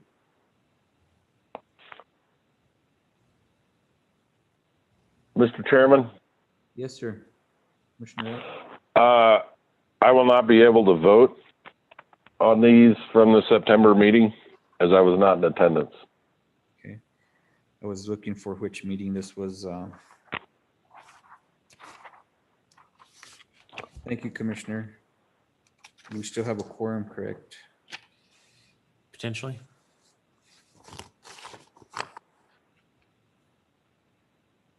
Would it be, since Commissioner Ahmed wasn't with us at the time, would it be appropriate, and maybe I ask Commissioner Wright this question too, for Commissioner Ahmed to vote on this, on these items?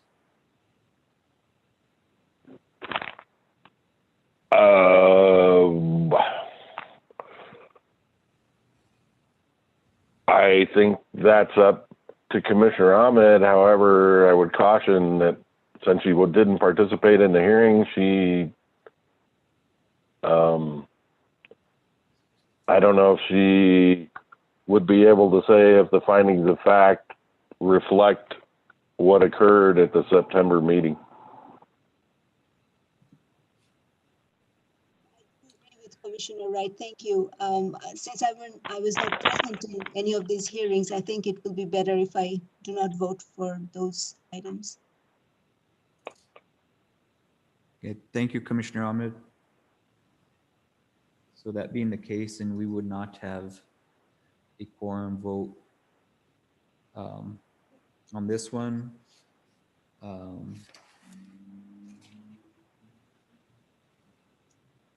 Which others would this apply to? Mr. Chair, that would be case small Roman numeral 4, case 2020-10, and case 2020-11, small Roman numeral 5 are the ones that I have from the September meeting. In addition to small Roman numeral 2, which is the case we're currently under consideration, which is Okay. 2020-01. So it looks like for item 6, 2, 4, and 5, we'll have to postpone those. I would also recuse myself on the vote for 5 as well, since I recused myself on that case. So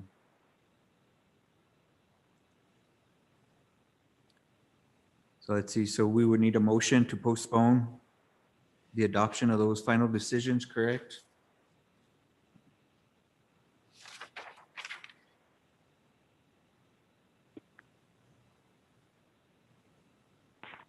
And that's, we would just do that at the next commission meeting? You recuse yourself on 2020-11? Yes. 2020-12, right? I think it was 2020-12. 2020-11, Chris Martinez. Okay. So who are our 4 members that voted on that one then?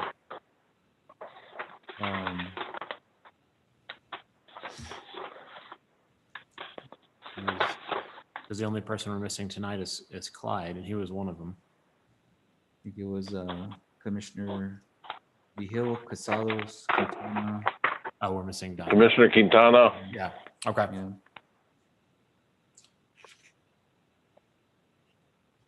So yeah, we can just continue to put them on the agenda until we have a quorum. I'll probably start grouping them separately, just as an FYI. Yeah.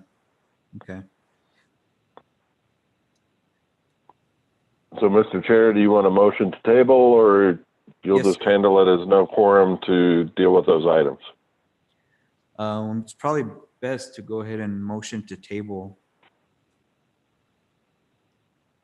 So, Mr. Chair, I will make a motion to table final decisions for cases number 2020-01, 2020-0 or -10, and case 2020-11 until I don't have a calendar. Due to lack of quorum Okay. to handle those items December 10th. until the December 10th, 2020 meeting. Okay, thank you, Commissioner. Is there a second? Second.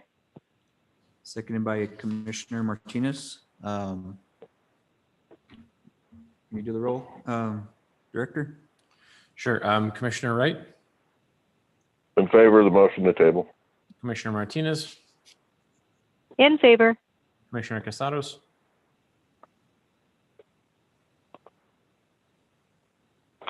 In favor. Commissioner Ahmed,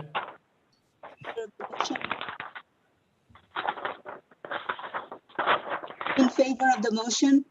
thank you, and Chair Martinez. In favor. Okay, 5-0. All right. Now we can move on to number 3, final decision for case 2020-02.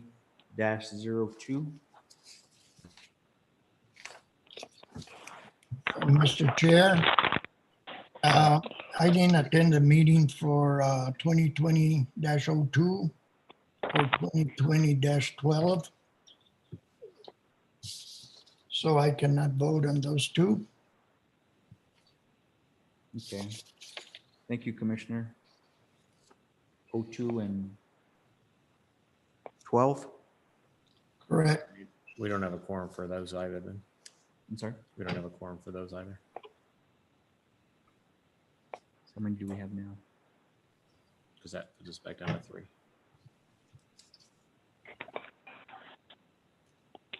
Because Commissioner Ahmed already Oh, yeah. abstained from all of them. Right. Okay. So we need a motion to, So we're going to have to table those two then. next time we'll put this up at the top of the agenda and cover it at the approval of the agenda. Yeah. So, Mr. Chair, I make a motion to table 2020-02 and 2020-12 till the December 10th meeting. Thank you, Commissioner. I'll go ahead and second.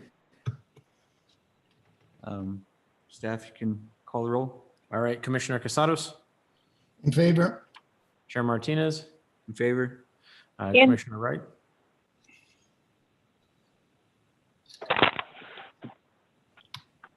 In favor, but I do have a question. Mr. Chair, do you want me to complete the roll first or take the question? Well, I didn't have any discussion, so go ahead and ask your question, Commissioner. No discussion on a motion to table. Okay. Commissioner continue. Martinez In favor. and Commissioner Ahmed. In favor of the motion? All right, motion passes 5-0. Okay, thank you. Mr. Chair, who seconded that motion? I did. You did. Thank you, Mr. Chair. You're welcome. All right, we'll move on to the approval of the minutes. We've already removed the October 8th minutes, so we're just looking at the September 10th, 2020 minutes. But Mr. Chair, I did have a question. Yes, sir. Regarding these findings, if there were changes to be suggested, can those be submitted like the minutes? Or do we have to handle them in an open meeting? The changes to the final decision, Yes. I would prefer they be done in the open meeting. I had a few changes on a few myself. Okay. Thank you for that clarification. Thank you. But it looks like we're in the same boat with the September 10th minutes.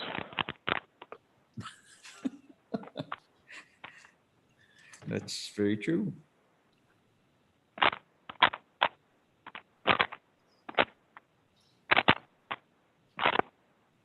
Because again, I can't vote on those minutes. All right, we'll have to postpone those to the next meeting as well. I ask a question? Yes, Commissioner Ahmed? Yes. So we are postponing these to the next meeting, but our numbers are not changing. So how will it change in the next meeting as far as voting goes? I might be missing something. I apologize in advance. We're short of commissioners at this meeting. 2 commissioners at this meeting, I'm sorry. Okay, okay, so they're missing, they haven't they're not attending today? Correct. Okay, okay, understood. So Thank you. had those commissioners been here, we could have voted on the others. Okay, so they will be here next December. Okay, thank you. That is our hope. Okay. So is there a motion to go ahead and table the September 10th minutes? Mr. Chair, I make a motion to table the minutes for the September 10th, 2020 regular meeting. Okay, thank you, Commissioner Casalos. Is there a second?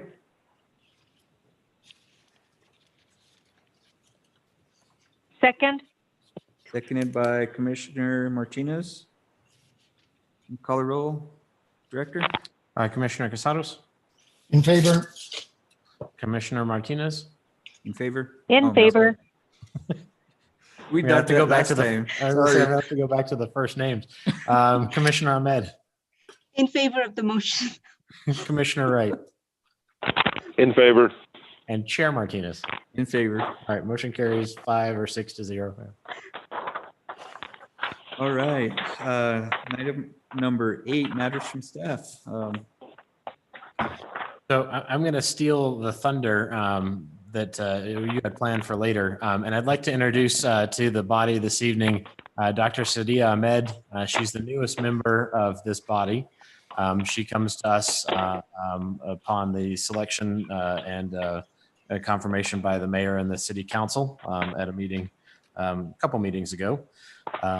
We're extremely hopeful in our office that she'll provide some very valuable insight to the community. We've been working with her around some projects that she's interested in. She clearly has a love of this valley and of this town, and she's a professor and actually I believe still the chair of the engineering department at Northern New Mexico College.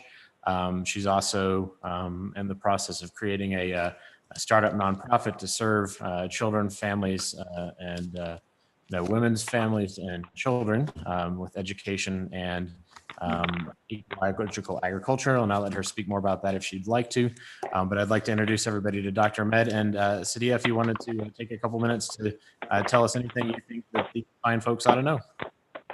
First of all, everybody hearing me because there's something going on with my mic. You can hear me clearly? Yes. Okay, okay. First of all, thank you so very much. It's really, truly an honor on my part to be part of this committee. I was not expecting this, so thank you so much. And I will try my best to serve the community the best way I can. But what I'm learning from today is I have a lot to learn from everybody. So I hope, I hope to learn a lot. And at the same time, this is the community. I'm part of the community now. And hopefully we can do something good to the community altogether. So that's my goal.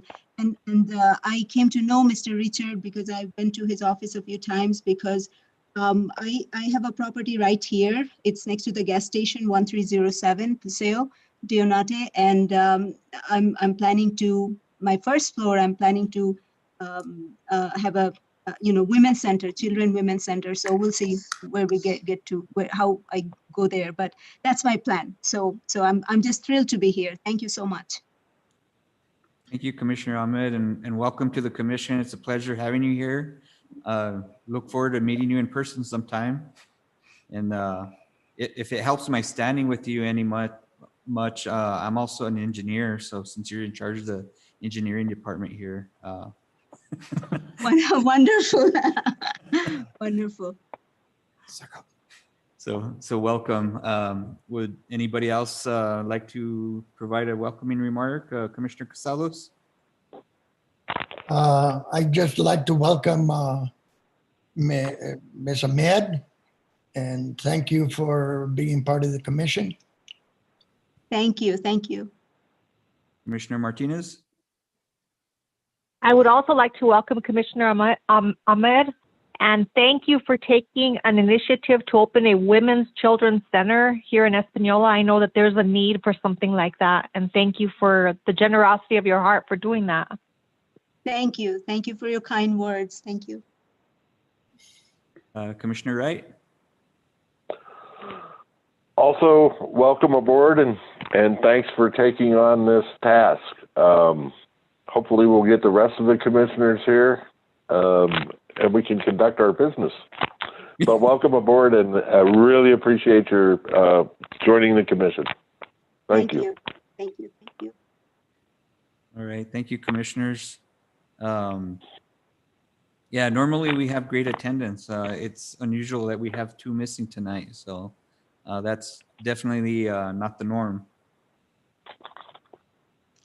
All right. It's Did you a have time anything after else? election, I guess.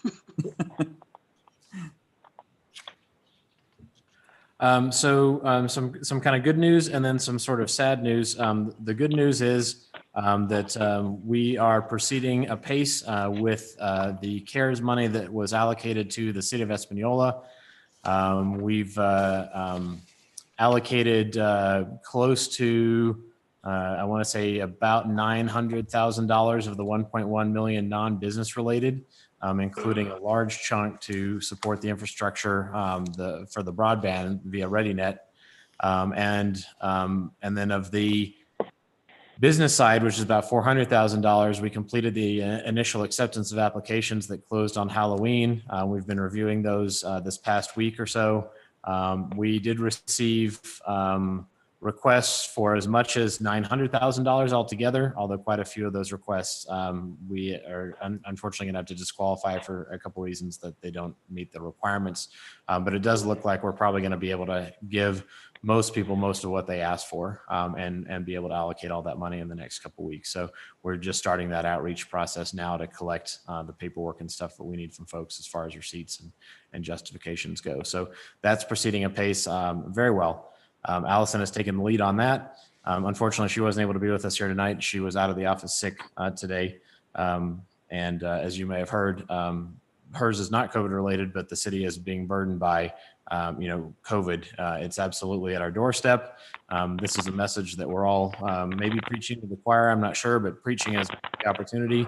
Folks in the community need to socially distance, wear their masks, limit their trips out of the house, be safe. Not only while you're at work, but while you're at home with family and friends as well. Several of the cases I understand that have made their way around staff for the city have involved kind of like off hours time. So just, be safe, everybody, please. This is serious and it's getting worse. The sad news is that we did just learn this morning, and this may or may not be related to Clyde's absence. We did learn this morning that of the passing of Dennis Salazar, proprietor Saints and Sinners, one of Clyde's relatively favorite establishments, we understand. And so I just wanted to share our thoughts and prayers for the family members and those in the community that are impacted by that. We're sad to see him go for sure. I have nothing else for this evening. Thank you, Director Huber. Definitely appreciate the words about staying safe, wearing masks. Those are great reminders because there is an uptick. And yes, that's sad news about Mr. Salazar. Thank you for sharing that as well. All right, we'll go to matters from the commission now. I will go ahead and let Commissioner Martinez lead us off.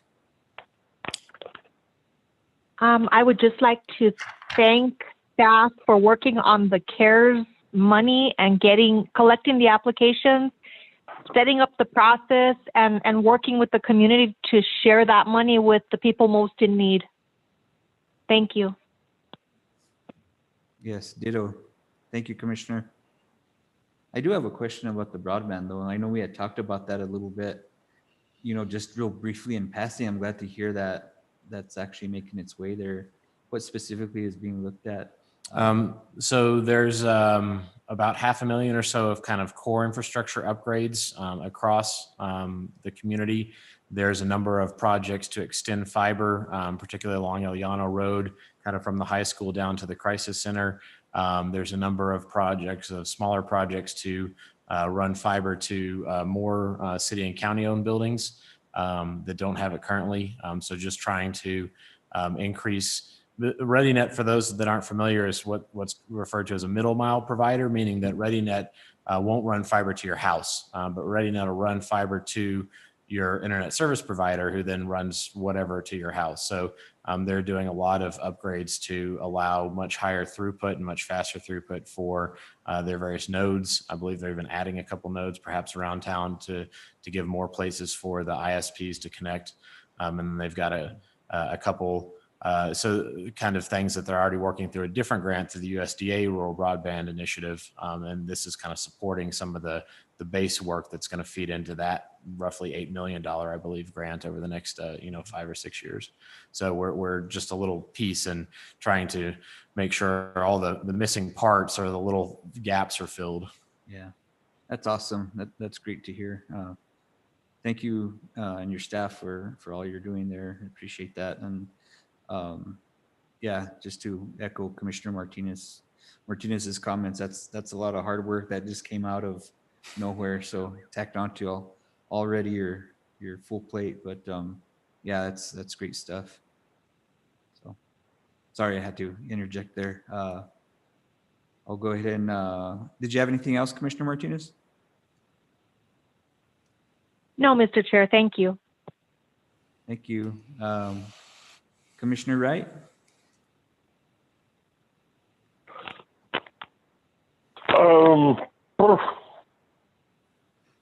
Just my usual question, because it did come up in testimony this evening. Is the status of the Asaki application? So we had in October hoped that, and November was kind of a trial run, that we would be moving out of the COVID limitations on our meeting. Unfortunately, they've obviously gone the opposite direction. As we discussed, Mr. Wright, you and I, that public hearing, I think, is going to and should in fact engage a lot of public involvement. So the attorney's review and the recommendations that the city had to the ordinance, I believe, have been completed and are getting approved by Nancy Long and her staff. And then I'm not sure on the exact timeline. I put that on the attorneys to kind of, make sure that they're happy with the final draft that we'd worked out with Mr. Audio, and then share it with Mr. Grazier. So I'm sure it wasn't yesterday, but that could be tomorrow, could be next week. I don't know what the time frame is, but that's imminent, and that's the next step. Is that'll go back to the applicants with the recommendations that the city has, and then depending on how that's received, we can maybe make tweaks if we need to, or I think that the biggest issue really on our mind is trying to schedule that for a meeting where we can have an effective meeting. Because this, 5 people in the audience kind of thing is a severe limitation. Yeah, COVID is definitely this public hearing will probably be attended by scores of people, if not hundreds. And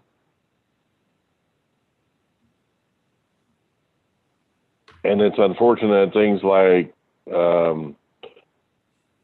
the NCRDT project, and especially if they're looking at multifamily housing, that was exactly the intent of the ordinance, which was prepared by the Garcia district, which has never had a hearing, is to allow some flexibility to the zoning and allow us to preserve what is basically probably the most important historical asset that the historical communities that make up the city of Espanola have. So yeah, I hope we can work this out and figure out a way to find a venue to be able to accommodate not only people online, but also more than 5 presenters at City Hall. But I understand we're under these restrictions and we have to deal with that. But it's critical to our community to be able to follow through on some of the vision that was embodied in the comprehensive plan. So I hope we can move this forward.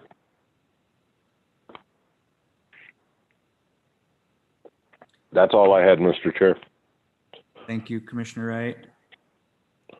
Let's see, did I already call on Commissioner Casalos? No, okay, Commissioner Casalos, thanks for keeping me straight. Nothing at this time, Mr. Chair. All right. So then we'll close with Commissioner Ahmed. Do you have anything else for the commission or for staff? Thank you so much for all the hard work. And I can say from the college point of view, I see how hard it is to work in this environment. I just have a side question. And like I said, this is my first meeting. Does the city have any plan, and it could be next 10, 15, 20 years, I don't know, to bring back the rail transportation between Espanola and Santa Fe, or no, that's totally out of the question? Or that's not answerable right now. That could be the answer too. Did you say rail?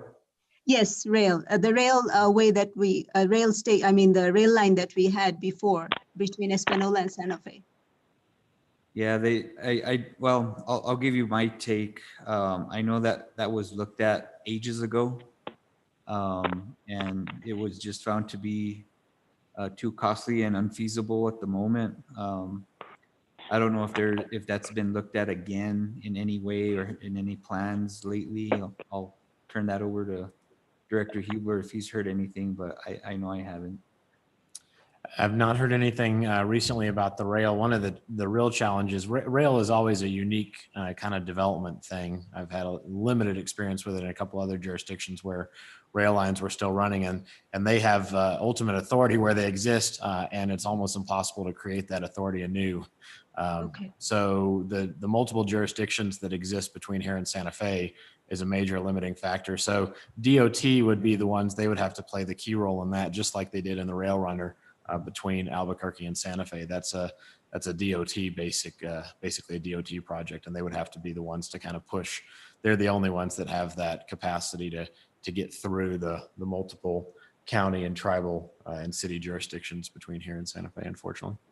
And that would Thank be you the for the challenge answer. is the numerous tribal properties that it would have to traverse to be able to do that, and the impacts that would come along with that. So I think it's a great idea. I understand. Thank you. Thank you. Thank you for the explanation. Thank you. I don't have anything else. okay, The thank you. Chile line only went through 2 pueblos. FYI. I didn't know that. Yeah, It didn't. But fall. unfortunately, development around Santa Fe has pretty much gobbled up that former right-of-way. That was Buckman Road and that alignment. yeah, and they used existing rail line that was already there through the existing pueblos that had been there for quite some time. Yeah. And it actually used to connect to Antonito, Colorado, which would be awesome if we got that back. We have to try. Bring back the Chile line.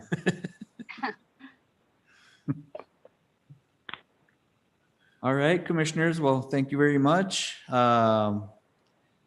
We're at the point where we can adjourn. Do we have a motion to adjourn? Mr. Motion to Chair, adjourn. All right, we got a motion. Mr. Casalos, Commissioner Casalos, you want a second? I'll second. You got a second? That can be an all in favor. All in favor, voice vote, say aye. In favor? In favor. In favor. In favor. In favor. All right, We're thanks, adjourned. everybody. Thank you, everybody. We'll see you next time. Be safe and be well. You too. Thank you. Take care, everyone. Have a good night. Thank you. Bye. Aye.